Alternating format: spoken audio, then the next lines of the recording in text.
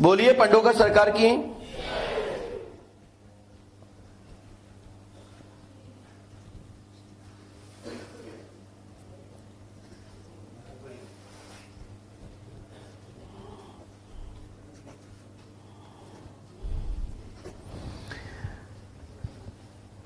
इसके बाद नंबर, भैया जी खड़े मत हो जाओ, धागा बंधवा हुआ, माइक इतने लगे कि वहां तक आवाज पहुंच जाएगी, पहुंचो। नहीं नहीं वहां नहीं, लड़के पैर नहीं छूती बेटा, बैठ जाओ। बिटिया रानी पर्ची लीजिए अपनी। कहां से आई बिटिया? गुरुजी राजस्थान से। अच्छा बहन बोलो क्या बात है बेटा? गुरुजी 1.5 साल से मेरे बाल बहुत झड़ रहे हैं। हमारे भी जल रहे हैं, देखो इसकी कोई समस्या नहीं होती है, लेकिन इसके लिए बहुत सारा ऐड तो आता है टीवी पे, क्यों नहीं मंगा लेती तेल? उससे कुछ होता नहीं है? 5-6 अस्पताल मतलब बदले पर कोई असर नहीं हो रहा है। अब देखिए मैं आपको एक उससे सीख देता हूं कि जरूरी नहीं किसी भी संस्था का किसी की प्रोजेक्ट को 100% आने वाले लोगों के 100% काम होते हो। तो जरूरी नहीं कि पंडोखर में आने वाले व्यक्ति के किसी के काम ना बने हो, कई लोगों के नहीं बने होंगे, क्योंकि कारण यही रहा होगा कि इन्हें प्रोजेक्ट चेंज करती नहीं है। आस्था रखने वाले एक प्रोजेक्ट लगाने वाले पे सफलता मिलती है। अब तुम आज लाभो लगा लो, कल लक्स लगा लो, परसों शैम्पू लगा लो, कभी डाबर का लगा लो, तो कभी घर का चलो चलाओ तेल लगा लो। तो मेरा कहने का मतलब यह है कि जरूरी नहीं वो बड़ी बड़ी कंपनी ऐड दे करके, जिसका हमारा नियम कानून संस्थान, हमारे भारत की संविधान उसके नियम के कानूनों को प्रोजेक्ट को तैयार करता है कि इससे बाल नहीं झड़ते, उसके बाद भी इस लड़की के बाल झड़ रहे हैं, तो उसको तत्काल क्यों नहीं प्रोजेक्ट बंद कराया जाए? नहीं, किसी भी चीज का एक रेजेंट होता है। 60% भी किसी का काम हो रहा है तो वो प्रोजेक्ट खराब नहीं है। यदि पंडोकर धाम में आने वाले व्यक्ति के 40% काम हो रहे हैं तो संदेह है, और किसी का कार धाम में आने वाली संख्या में 70% 60% काम हो रहा है तो चिंता का विषय नहीं है। 40% नहीं हो रहा तो नहीं होने दो, क्योंकि परीक्षा में भी 100 मार्क्स में से 30 अंक आ जाते थे, पास हो जाता था। हम तो भाई 100 में से 65 की गारंटी दे रहे हैं। तो यह नहीं कि पंडोकर धाम नहीं आए उनके काम बन ही जाएंगे। किसी ने कोई परीक्षा में नहीं बैठा, किसी ने नियम को फॉलो नहीं किया, किसी ने पूछ के घरे बैठ गया, ऐसे लोगों को मिला के 40% लोगों को काम नहीं हुए। 60% उनके काम होते हैं जो नियम से, कानून नियम से, यहां की विधि से, यहां की तरीके से, सिस्टम से जाप पाठ अनुष्ठान करते हैं, उनके काम होते हैं। इस इतने सी बात पर मैंने इतना बड़ा आपको सैंपल बोल दिया।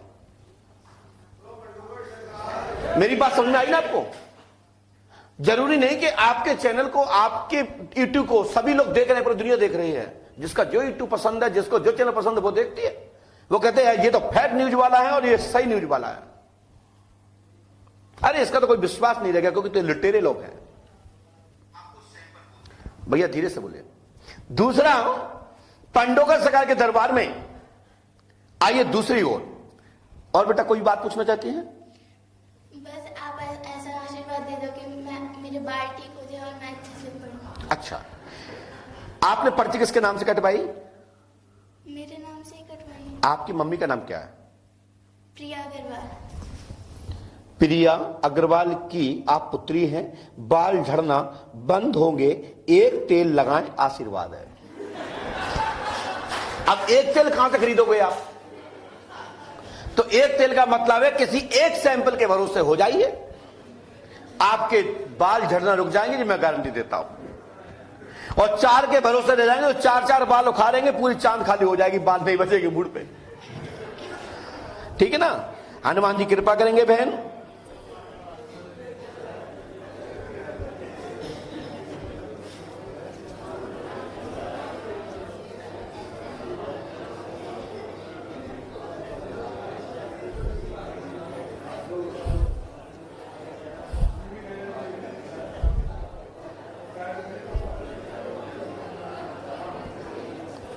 अब भैया आप लोग काहे हंस रहे, बाल इनके झड़ रहे, तुम लोग क्यों हंसे?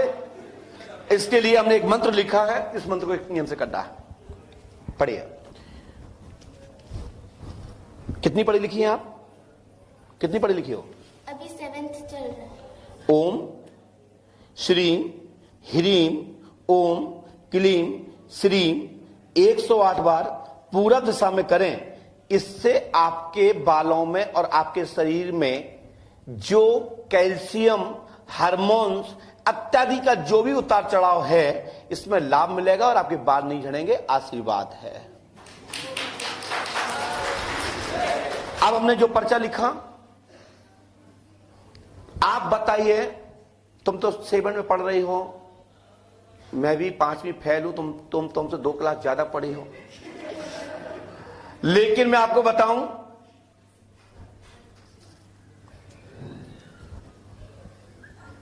मेरी मां को तो दुनिया जानती है कि मेरे किताबों में छपा कि मेरी मां का नाम श्रीमती ठाकुर बेटी है। लेकिन मैंने अपने घर में सबके 2-2 नाम बना रखे हैं। कोई पूछता कि हम तो मां का नाम बता देंगे, तो हम कहते सुनो, श्रीमती ठाकुर बेटी छोड़ के बताइए दूसरा नाम क्या है। वो कहते हम तो पिता का नाम बता देंगे, तो हम कहते हैं हमारे श्री अशोक कुमार शर्मा का नाम छोड़ के उनका दूसरा नाम बताइए। क्योंकि ये नाम तो मेरा, जब मैं दुनिया में लोग जाना जा रहा हूं, तो लोग जो मेरे विरोधी पक्ष के लोग हैं वो एक एक नाम निकाल रख लेते हैं कि किसका लड़का है।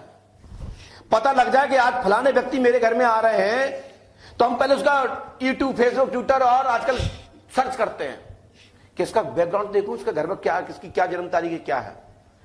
तो मैं उन लोगों से कहता हूं कि कहते हैं कि गुरुजी पंडोकर सरकार कैसे बता देते हैं, और हम भी बता सकते हैं, तो बता के दिखाएं तो मैं जानूं कि आप पंडोकर सरकार की तरह इस दुनिया में आप भी हो।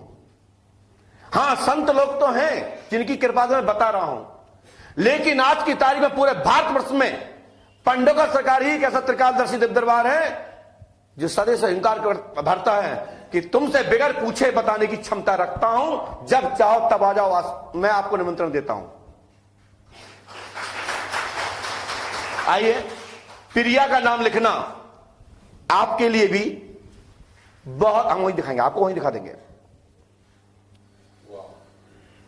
प्रिया अग्रवाल लिखना, यह दिमाग को कुंद करता है कि प्रिया नाम लिखा कैसे।